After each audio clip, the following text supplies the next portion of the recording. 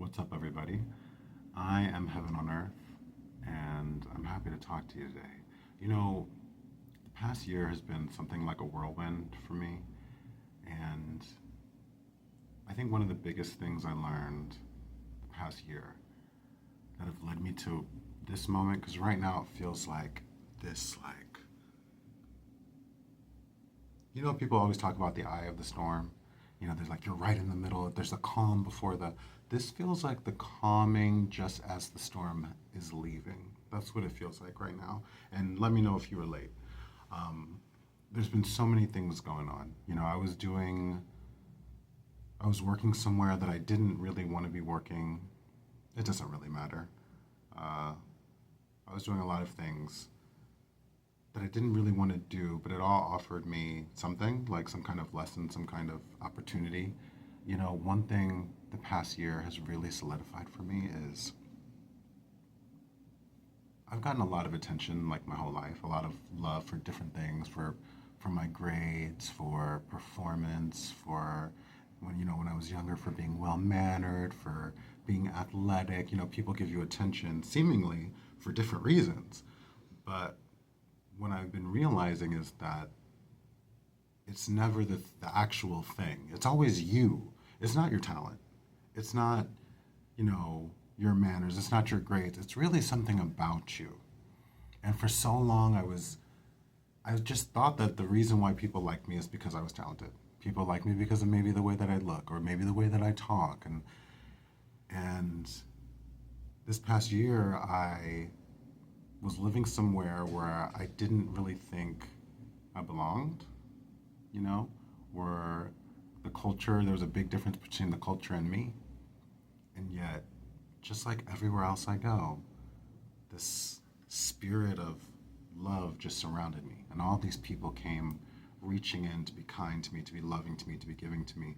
And that was really rewarding, I have to say, because I had this little, Jim Carrey always talks about when he goes to work on a film, he first focuses on the character's flaw. He says that everyone has a big character flaw that they sort of design their entire identity around.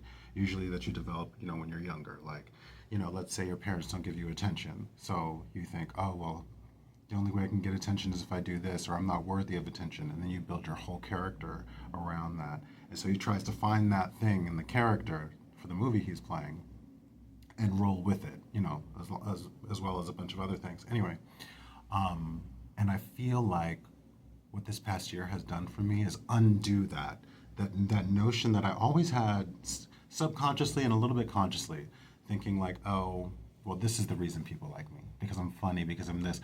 But the past year, no one even saw my talents. No one even really heard my humor. Actually, I didn't really talk a lot about my life, and yet still there it was in the place where I was certain it wouldn't come, in North Philly. I feel like I'm very different from everybody else. How's anyone going to like me? Anyway, and it ended up being one of the most rewarding experiences. And also, the other, like, really standout experiences, getting the fuck back up and, like, people always say these things like standing in your power, and you're like, what does that even mean? And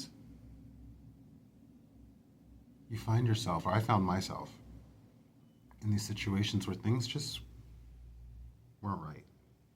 And I found myself constantly addressing it, saying, this isn't right. This doesn't work. No, no, no. In a way that I hadn't really let myself do before.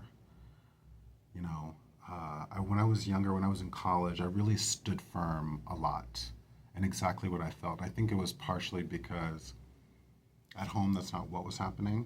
So in my actual life, if something was a no, it was a no. Because I can tell no. I might not be able to tell those people no, those quote unquote family members no, but I can tell no.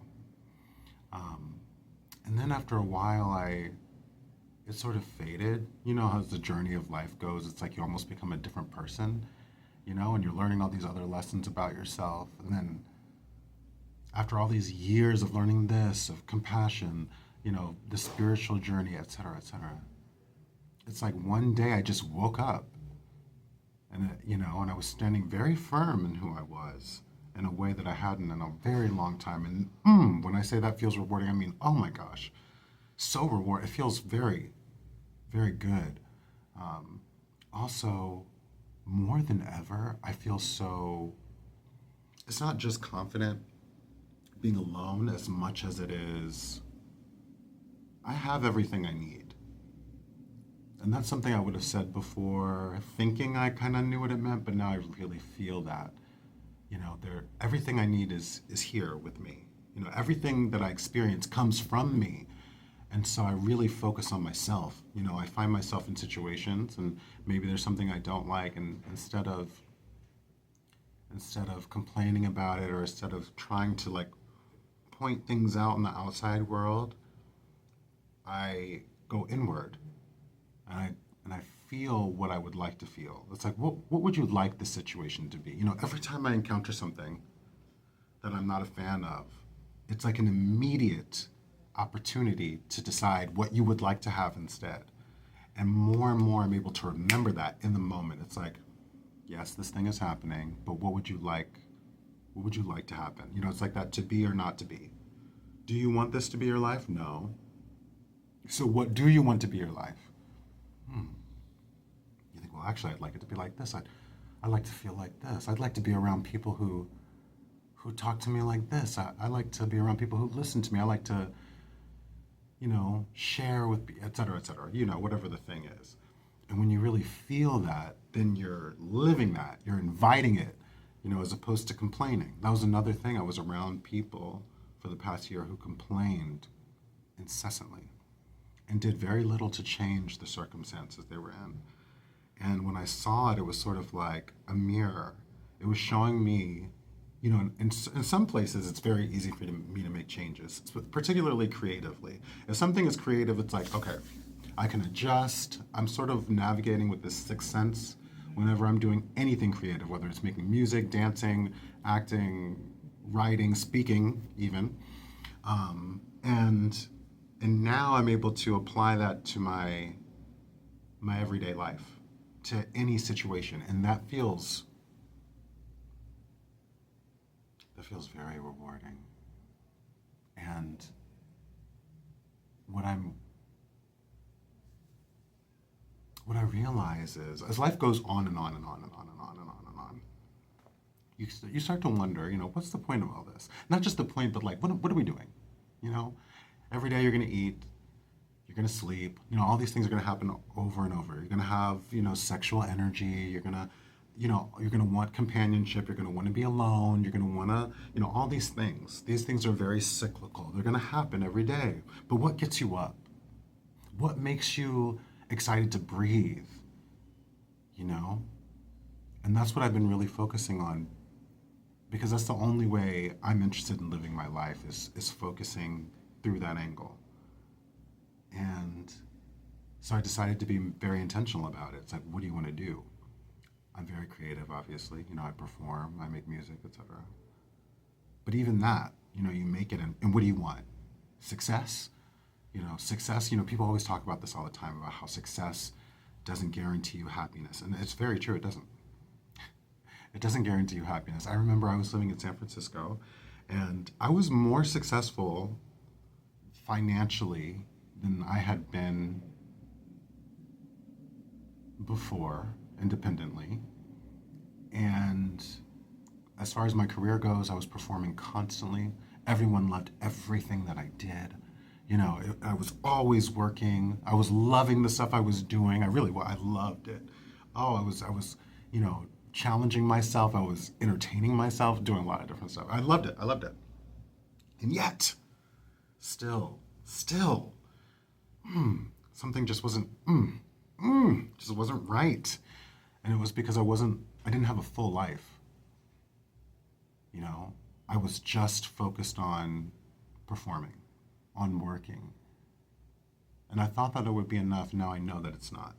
That seems really obvious, but I bring that up to say, then what do you want? What is it? What is it that will make a life that you feel, I'm so glad I'm living this? And I realized it was a full, well-rounded, balanced life. which I didn't have before, but I do now. An inner world that's separate from all this other stuff. Companionship, training, performing, giving back even. The past year, so much of my time has been, I don't want to say charity, but it's been me with people, like one on one. And I've had a lot of experiences like this, I'm going to be very honest. At one point in San Francisco, I was leading tours where I would meet, pretty much in one year, I counted. I looked up all the numbers and I met around 3 to 4,000 people, somewhere like that. I can't remember. I don't have the number in front of me, but it was somewhere between 3 and 4,000 people just from doing the tours. And this isn't just, me saying hi and bye. This is me with these people for an hour to an hour and a half. They're talking to me in between, me telling stories. They're telling me parts about their lives. Sometimes they would all stay after the tour to talk to me one by one. So there'd be a line, and they'd come up to me and they'd tell me about their lives, and they tell me about whatever they felt about me that they connected with. And I had that same sort of thing here, where I was constantly connecting with people on this other level, not just the high and by, but just a step beyond that. And it's very rewarding. I mean, it doesn't take much for you to touch someone's life in a positive way. And I realize more and more that is something that my life has to be about. I love connecting with people. I love shining light on people. I love letting people know, like, hey, I see you. Even if it's just like a brief moment, I love that. I love it, and I love when it happens back to me. Anyway, the point is, in all of this frustration, because I wasn't on the surface very pleased this year. I didn't want to be in this city. I didn't want to be living where I was living. And I sort of had to just, surrender to the moment and say, this is what's happening. Get up every day, do what you got to do, make your plans, keep looking forward. And in that process, I was rewarded with the growth that I just told you about, with the connections with people that I just told you about. And I gotta say, I feel so grateful. I do feel so grateful. I feel like everywhere I go, there's this love that follows me, and I want it favor. And I sort of feel like Neo in the Matrix. You remember in that movie where when he goes to see the Oracle, and the Oracle's like, sorry, kid. And he's like, I'm not the one. She goes, you're not the one. And she gives him a cookie, and he walks out, and he's like, dang, everybody thought I was good. This whole thing was all about, like, he's the one, and I'm not the one. And then here he's got to look at Morpheus, the one who believes in him more than anybody. And he's like, oh my gosh. And Morpheus is like, you don't got to tell me what she said. She tells you exactly what you need to hear. And it's like, man. And then Morpheus gets kidnapped, trying to get him out of the Matrix. Like, oh my gosh. She's sitting there like, oh my gosh. Like, I just got Morpheus kidnapped and I'm not even the one. Like, what. And then there's this moment where he sort of like decides, they're out of the Matrix. They find out that the one guy is like not their friend, he's an enemy. And he's like, maybe I'm not the one, but I think I can get Morpheus back. And that's the step. That's the key. Forget about all the other stuff. That is really what it is. It's that. It's going, you know what? I might not be Beyonce, but there's something, I got something. I can do this thing. And it's going to be helpful to somebody. I can do it. And then you do it.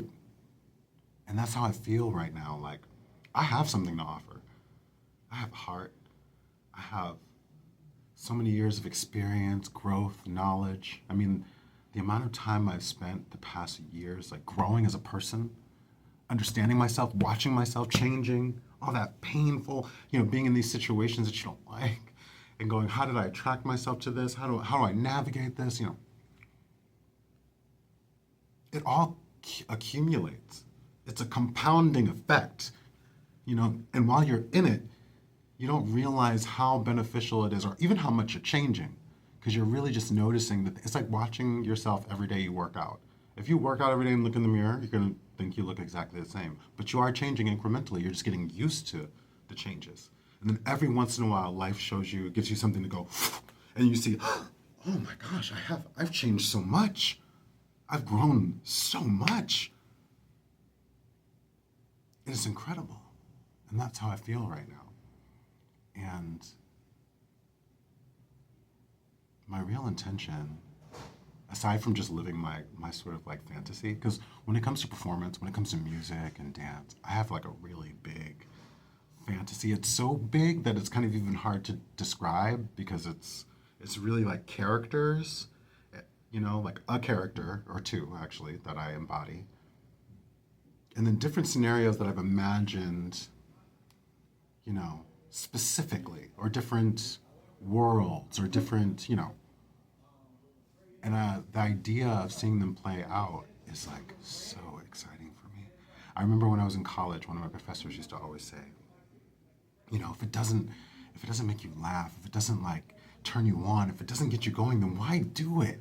Why do it? And after spending a year doing things that I'm like, why am I doing that? I'm like asking myself, like, why am I doing, this stuff that I don't want to do, you know? And then after doing that for so long, you're like, you know what? I'm going to do what I want to do. And that feels exciting.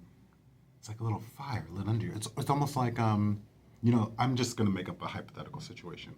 Let's imagine Beyonce, circa 2019. Homegirl had a lot going on. You know what I mean? She did Lemonade. She went on the Formation World Tour. Then she got pregnant with twins, almost died giving birth.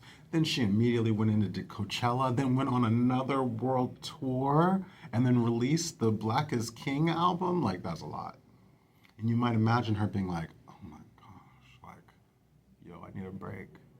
And then COVID happens. And then for years, there's no live performances. There's no this, there's no that.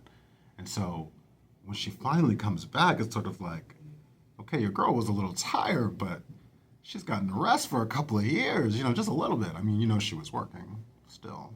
But, she was out of the public eye. She didn't have to deal with the nonsense. If she was developing any sort of jadedness, it's must have started to fade away. And that's how I feel right now. And I think that I'm constantly reminded of is just because something has been one way for a long time does not mean it's always going to be that way. You know? Dr. Wayne Dyer always says, when you're on a boat, there's this little like trail that the boat moving through the water leaves behind the boat, the wake of the boat. And he always says, the wake of the boat doesn't steer the boat. And that is to say, your past, things that have happened before, they don't decide what's coming next. So yeah, maybe this happened a lot. The real reason this thing happened a lot is because of the way you were focusing. It does not have to stay that way. It's not going to be that way forever.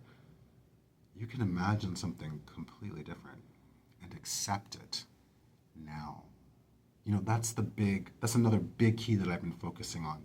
Now and accepting. Accept it, accept it, accept it, accept it.